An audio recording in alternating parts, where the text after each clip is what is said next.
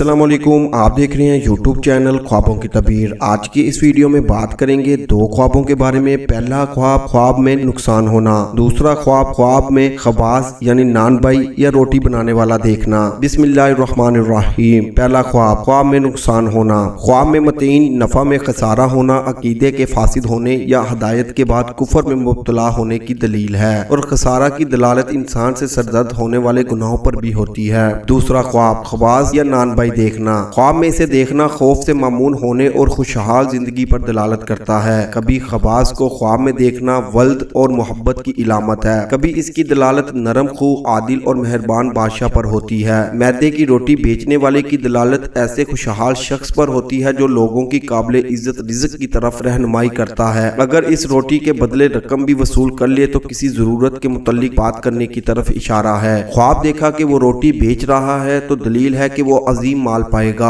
और खुशहाल जिंदगी गुजारेगा। ख्वाब देखा कि वो किसी नानबाई से कीमत के मातीन किए बगैर रोटी खरीदी तो नानबाई की दलालत अच्छे और बुरे अमाल करने वाले बादशाह पर होती है। चुनाचा ऐसे काम के सिलसिले में इनसे इल्तिजा करना जो नुकसानदेह ना हो तो ऐसे अमवार की तरफ रहनुमाई करने की दलील है। जो हलाल हो चुनाचा इसके हाथ से रोटी हासिल करना ऐश मिलने और गम के दूर होने की दलील है। ख्वाब में देखा जाने वाला नानबाई अगर इन लोगों में से है जो सुल्तान की तरफ मंसूब हैं तो दलील है कि वो लोगों को ज्यादा नफा पहुंचाने वाला है, लेकिन इसके बाद मामलात में खब्स होगा। गैर नानबाई का ख्वाब में खुद को नानबाई होने की हालत में तमाम लोगों को धर्म के बदले रोटी फरोख्त करते हुए देखना इसके क्वाद होने की अलामत है। कभी रोटी पकाने वाले की दलालत ऐसे शख्स पर भी होती है जो बहुत कलाम करने वाला और रिज़्क के मामले में शोर करने वाला हो। इस तरह आग में पकी हुई चीज कलाम और खुसूमत पर दलालत करती है। ऐसी ही वीडियोस को देखने के लिए हमारे यूट्यूब चैनल ख्वाबों की तबीर को लाजमी से सब्सक्राइब करें और हमारी वीडियोस को ज्यादा से ज्यादा शेयर करें, क्योंकि अच्छी बात फैलाना सदका जारिया है। अल्लाह निगहबान।